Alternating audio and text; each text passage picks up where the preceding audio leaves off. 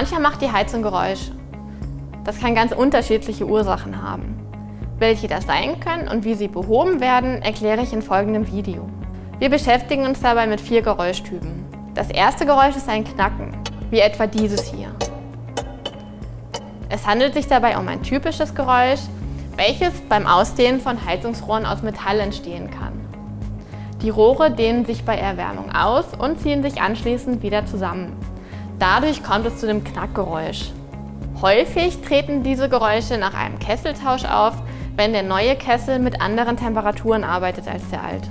Auf jeden Fall sollten Sie einen Heizungsbauer kontaktieren, um das Problem zu beheben. Ein weiterer Geräuschtyp sind Pfeif- oder Fließgeräusche, die sich in etwa so anhören. Häufig treten sie in der Nähe von Thermostatventilen an ihren Heizkörpern auf. Die Geräusche entstehen häufig aus dem Zusammenspiel von Umwälzpumpe und Thermostatventil. Alternativ könnte es auch sein, dass das Thermostatventil defekt ist. In beiden Fällen sollten Sie Ihren Heizungsbauer zur Hilfe holen.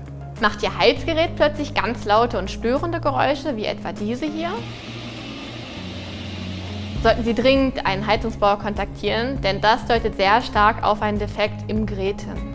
Das vierte Geräusch wird häufig als ein Gluckern oder Plätschern beschrieben und taucht in der Regel am Heizkörper auf.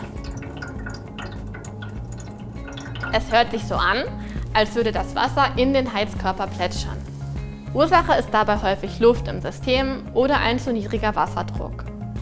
Abhilfe können Sie ganz einfach schaffen, indem Sie zunächst den Systemdruck prüfen und dann den betroffenen Heizkörper entlüften. Wie das Entlüften genau funktioniert, finden Sie in einem weiteren Video und auf fissmann.de. Bitte beachten Sie, dass Heizungsanlagen sehr empfindlich auf unterschiedliches Wasser reagieren können.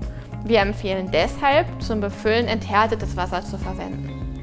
Wenn Sie sich nicht ganz sicher sind, fragen Sie am besten Ihren Heizungsbauer. Wenn Sie Ihr System häufig nachfüllen müssen oder den Heizkörper entlüften, dann sollten Sie auch Ihren Heizungsbauer kontaktieren und ihm das Problem erläutern. Wir haben heute die häufigsten Ursachen für Geräusche in der Heizungsanlage besprochen. Neben diesen kann es natürlich noch weitere Ursachen geben. Wichtig ist, dass Sie bei Unklarheiten oder Fragen immer einen Experten hinzuziehen. Dabei ist es immer hilfreich, wenn Sie ihm bereits im Vorfeld genauere Informationen über die Geräusche geben können. Wo hören Sie sie? Wie in etwa hören sie sich an? Und wann genau hören Sie die Geräusche? So helfen Sie Ihrem Heizungsbauer, seinen Einsatz so effizient wie möglich zu gestalten und vermeiden eine lange Fehlersuche.